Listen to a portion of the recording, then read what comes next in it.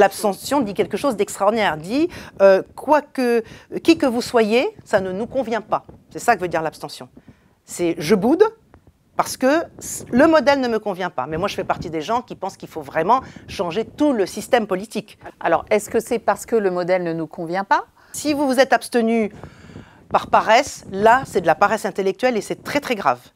C'est la planète des singes qui raconte ça, Pierre Boulle, c'est la paresse intellectuelle. On a servi tout le monde, on a servi des singes qui finissent par être plus intelligents que nous et à prendre le pouvoir. C'est une métaphore de la société, ce que Pierre Boulle a écrit, absolument extraordinaire. Hein. Donc ça, c'est très grave. Par contre, si vous restez dans votre canapé le dimanche d'élection parce que vous boudez, ça, c'est super.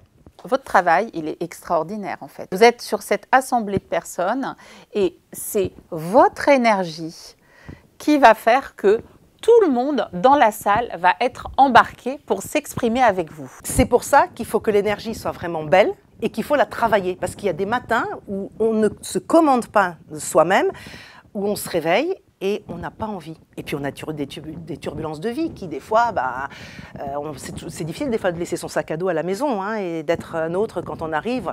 On est empreint ou d'une tristesse ou de douleur. Mais cette énergie que j'ai travaillée dans les arts martiaux permet d'aller chercher des outils très au fond de moi pour dire là, il va falloir que pendant 1 heure ou pendant 2 heures, tu sortes quelque chose qui va te permettre de passer quelque chose de beau à l'autre, même si toi, tu ne vas pas bien. J'ai fait un concert en Espagne, je me rappelle, je commençais une dépression très très grave et je suis allée chercher ça pour pouvoir faire ce concert. Ça n'a pas été le concert du siècle ou de ma vie, mais je l'ai fait avec tout ce qu'il y avait de mieux chez moi à ce moment-là. Et ça, c'est vraiment important. C'est pour ça qu'il faut travailler sur cette énergie pour que l'autre puisse donner la sienne. Et du coup, on est embarqué nous-mêmes par celle de l'autre. C'est-à-dire que le chef d'orchestre n'est jamais tout seul, le président de la République n'est jamais tout seul. C'est le répondant du peuple, c'est le répondant de l'orchestre, c'est le répondant du public qui fait qu'on est nous aussi galvanisés pour mieux donner. Merci beaucoup, Mélanie. C'est moi qui vous remercie. Qu'est-ce que vous concluriez, qu'est-ce que vous attendez de votre participation à ce colloque?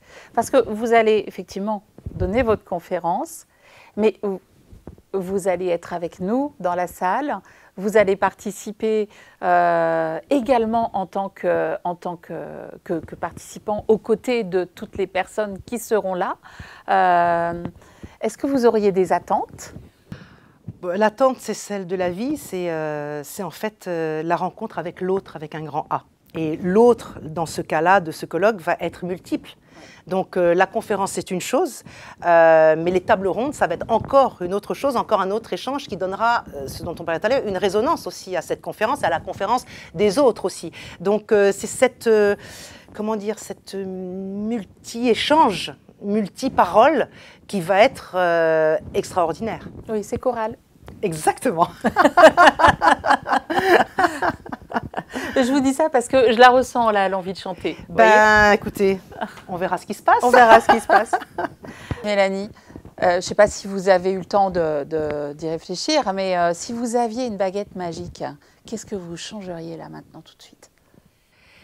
Là, tout de suite, je n'ai pas réfléchi à la question. Je ne suis pas sûre que je changerais quelque chose. Mais moi, ma baguette, c'est mes enfants me disent « N'oublie pas ta baguette magique ». Il y a quelque chose, quand on fend l'air comme ça et que la baguette ne fait pas de son, je suis la seule sur scène, moi, à ne pas faire de son. C'est extraordinaire, qui est magique parce que le son arrive quand même.